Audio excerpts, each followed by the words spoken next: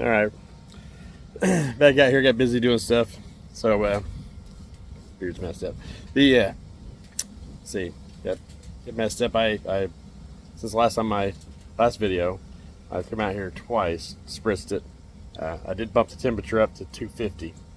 I did that probably 10 o'clock, 11 o'clock. Then I've left it alone. Haven't touched it. I looked at it, walked back out here just to see what it was probing. It says 147. So that's been 14 hours, basically. 13 and a half, something like that.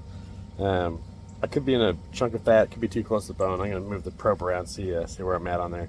It should be, I feel that it should be higher than that, but it's all good. This is the great thing about barbecue. Every piece of meat's different. So anyway, let's take a look at it. I haven't looked at it in hours. So the sun's shining on, might throw it off a little bit, the color. But oh, see, it's kind of pretty. Well, that's picking up. That's just all the fat and everything. Let's see. See, nothing. Good job. I have not spritzed it in hours, and it's definitely not dried out. But it's looking good. I'm gonna pull that probe out. You see, I have not added to that water pan either. So that's all the fat and everything dripping out of that water. And yeah, it's doing good. Like I said, it was not too fit. I'm going to there you go. I got 2 pieces of foil, and I got to put probably the apple juice, and with it probably, I don't know, 6 ounces a cup maybe. But I'll put the meat on there.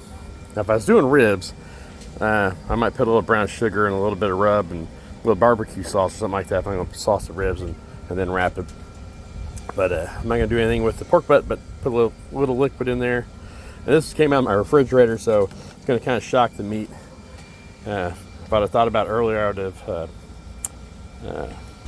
set it out, at least like a cup or something like that on the counter, let it warm up. But in my jug, my wife was nice and put it in the refrigerator for me, which I didn't want her to do, but I'm not going to complain.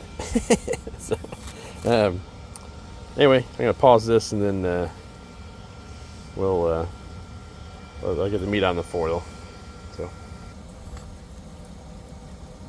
yeah, I think we're back. Turn that flash off. I don't need it anymore. All right.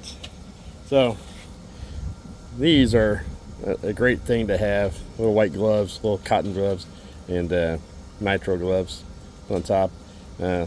Save you a lot of. I'll be able to pick up the meat and put it on my foil, do all that stuff. So it's kind of a game changer when you start doing that stuff, but don't need it in these little white cotton gloves. You can buy them anywhere, but you can buy jersey gloves, the little brown jersey gloves, and then put nitrils over top of them. That way you're saving yourself when you grab that meat off the grill. It's still warm, but it's not as bad as grabbing it barehanded or trying to use a spatula to pick it up. And this is a big piece of meat, 10-12 pound piece of meat, so need gloves. All right, just realized that I could not turn the camera back on with my gloves on. So the gloves on. I was going to pull the meat out, put it down, everything like that, but I'd have to wash my gloves off, take it on and off, all that stuff. I don't feel like doing it. So grab this out of here. It's a little windy out here. That's what all this other stuff's here. So.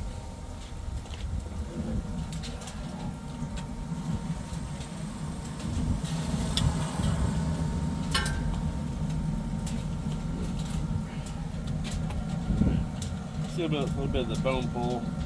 It's not even close to being done. Yeah. You gotta watch out for the bone. It will.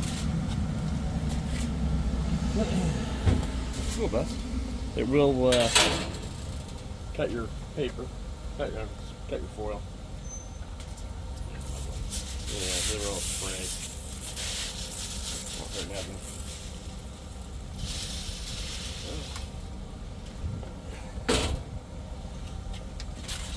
Alright. Might have to get another piece of foil. That'll be enough. Make a little little boat here.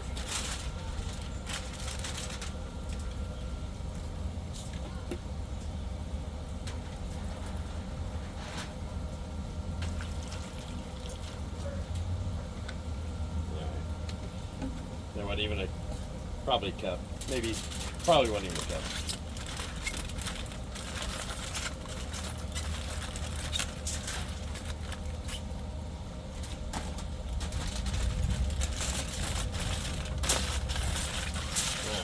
I'm not going to flip it over or nothing like that. Turn it.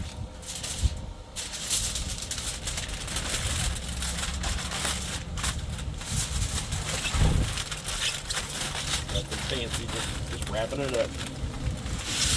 Sealing it up.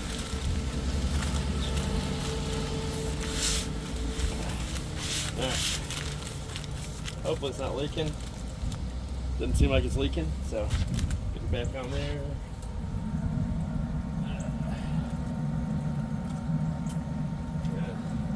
Might as well use the rest of my apple juice. I know it's not going to do anything.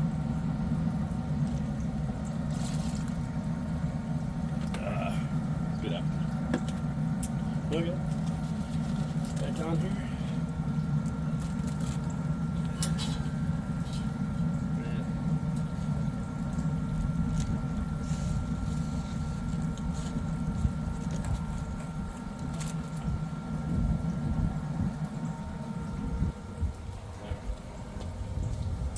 So we got it going, and I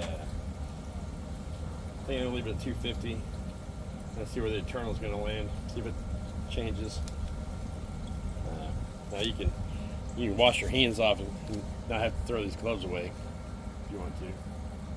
That works too. So going up.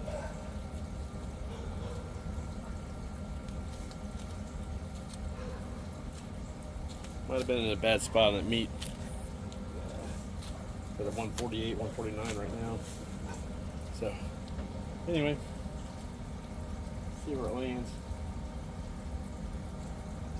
50. Alright. So I'm going to put the probe back inside the meat.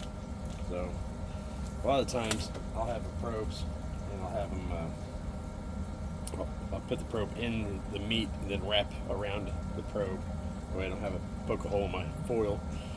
But I didn't think about it today, so it'll be fine. It's still rising. It's at 151, so I might have been in a bad spot. I might have been in a fat pocket or something, closer to the bone or something. I don't know. It seemed to it rested at 151, so or settled at 151. But take this off. Well, like, you know, there's nothing to see now. Like I said, you wouldn't hurt anything at all. If you didn't want to man your grill, stuff like that, you could go inside and throw it in the oven, finish in the oven. Sorry about the sun. Trying to throw my stuff away. But, yeah, so I'll be back. I'll see. Hopefully, I won't be spritzing it. Obviously, I'm just gonna let it cook until probably it's still rising. Actually, it's at 153 now. So I'll probably let it go until I get close to 200. A lot of times, even though I said that I've had some pulled pork that was, or pork butts that were done at 180. Generally, the rule of thumb for a pulled pork, for a pork butt, you need to be between 190 and 200, 210, somewhere right there, that 20 degree. That's usually where you don't have mushy meat. You don't have, it's usually very pull friendly. And that that range in between 190 and 210. A lot of people, like with brisket and stuff like that, they pull the brisket. By the time it hits 203, it's, you know, it's done. You know, a lot of people pull it when the brisket's at 195 or whatever, because you're going to have residue, not residue, you're going to have a residual heat